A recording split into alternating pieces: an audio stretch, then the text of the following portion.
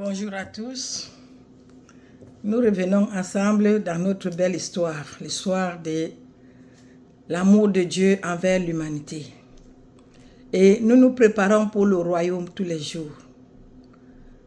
Et tous les jours que le Seigneur me donne l'opportunité, je ne viens pas comme à l'aventure, je viens pour te rappeler, te redire que Jésus revient bientôt.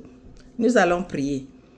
Notre Père, notre Dieu, nous te rendons grâce parce que bientôt tu vas revenir. En dehors de toi, qui autre irons-nous? Papa, nous voulons encore que Seigneur, à qui autre irons-nous? Nous voulons encore en ce moment que tu puisses être élevé, tu puisses être glorifié. Nous continuons à te dire, Seigneur, touche le cœur. À travers cette courte exhortation, touche les vies. À travers cette parole, à travers cette voix, laisse que les gens reviennent à la raison, qu'ils cessent d'écouter les fables, les choses inutiles qui ne servent à rien, mais qu'ils écoutent la parole qui va les aider et qui va mettre une fondation solide pour l'arrivée de Christ dans leur vie. Béni soit ton nom, Père, parce que tu es fidèle. Au nom de Jésus que nous avons prié. Amen. Qui est le maître de ta vie? La fois dernière, j'ai parlé sur les enfants, les grands-enfants, sur leurs devoirs envers leurs parents. Le jour-là, nous avions lu dans 1 Timothée 5, je pense bien que le verset 4, il disait aux enfants et aux grands-enfants de remettre, de repayer, de remettre ce que les parents ont fait pour eux, que cela est juste aux yeux de l'Éternel. Cela a une bénédiction pour eux. Les parents prennent soin, ils nous gardent, ils font tout. Quand nous sommes déjà grands, on dit que, est-ce qu'on leur a demandé de nous accoucher? Ignorant, qu'on est méchant.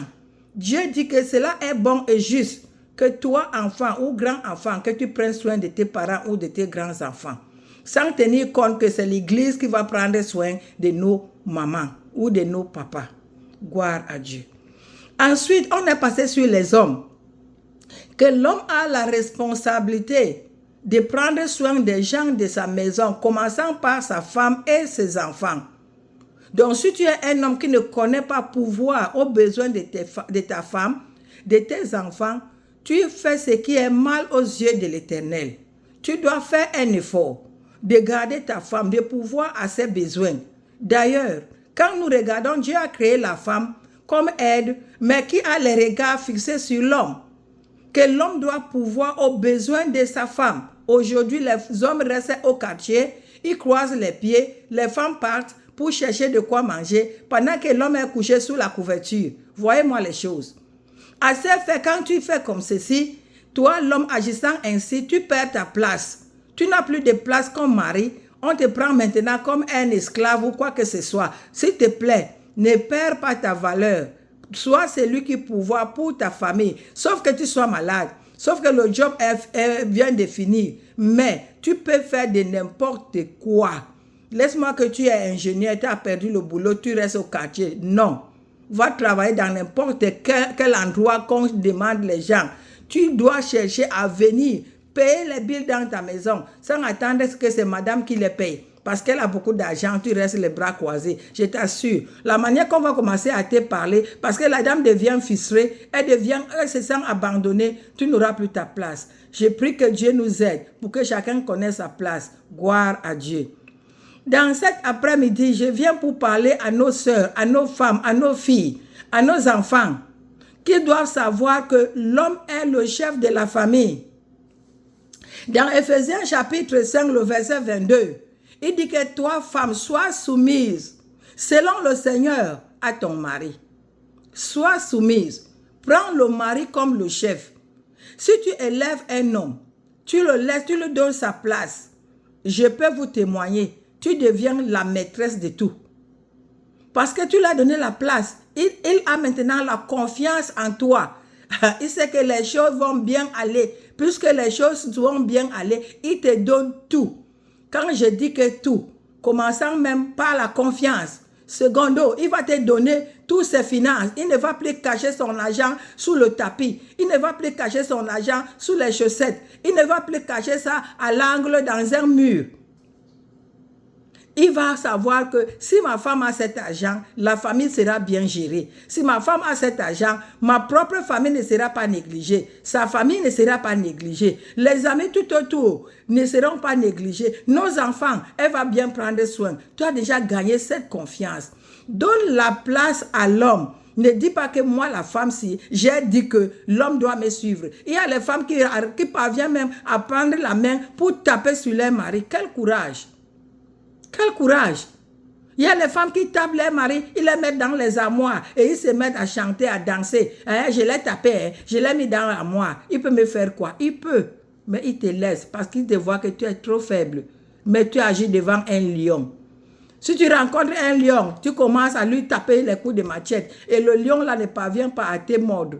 C'est que quoi? Le lion t'a minimisé parce qu'il va te déchirer une fois. C'est comme ça l'homme. Donc je vous en prie, femmes, jeunes filles, aimez vos maris, élevez vos maris. Quand tu élèves ton mari, Dieu t'épargne de beaucoup de choses. Parce que la présence d'un homme dans ta vie, c'est une couverture pour toi. Laisse-moi te dire, une grande couverture. Il y a les choses que j'ai vues aujourd'hui, mes enfants, que je n'avais pas reconnues, je n'avais pas observé, je n'avais pas vu dans ma vie. Mais depuis que mon mari est parti au ciel, comme Dieu l'avait pris, il y a les choses que j'ai vues que je dis, ah, la présence de l'homme, c'était utile. C'est quand la personne n'est plus là que tu ressens bien l'efficacité, tu connais la nécessité de ta personne. Je vous en prie, aimez vos maris.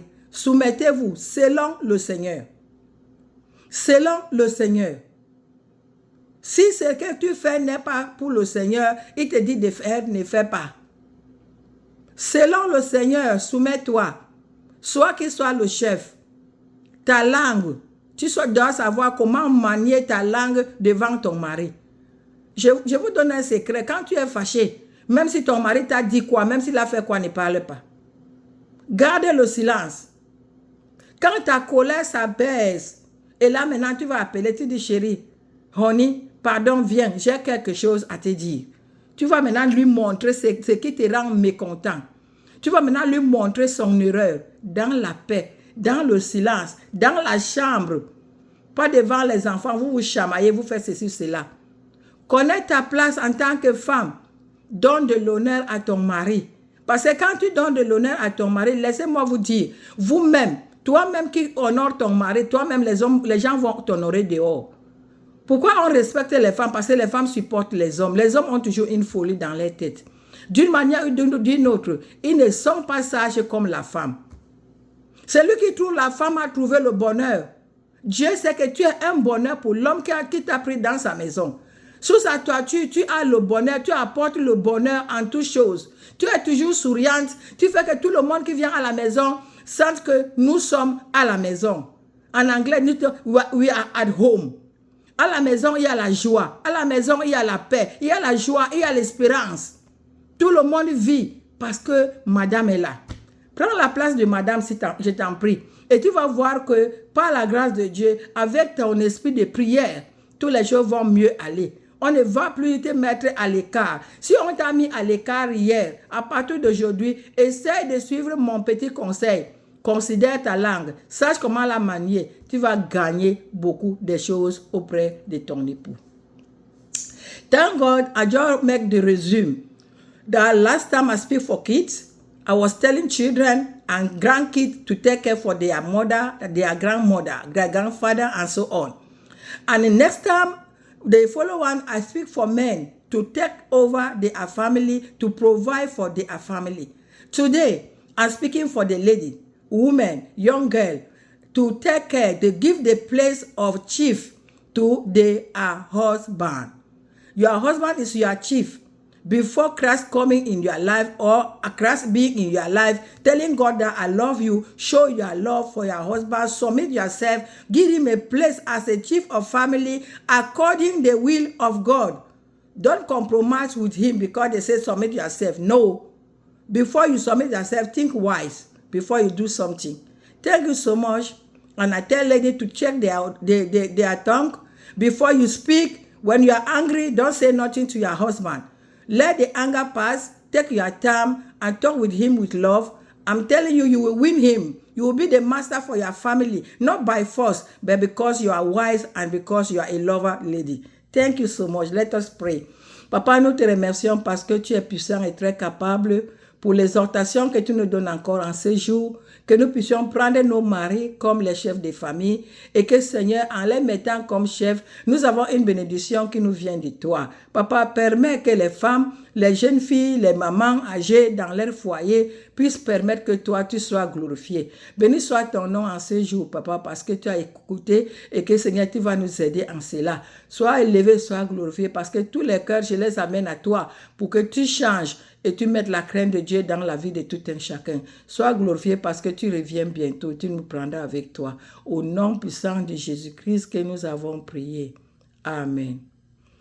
Soyez bénis, je vous aime, que le Seigneur vous aide à soyez ceux qui pratiquent la parole. Dit que ne soyez pas seulement ceux qui se mettent à l'écoute, mais soyez ceux qui mettent en pratique la parole.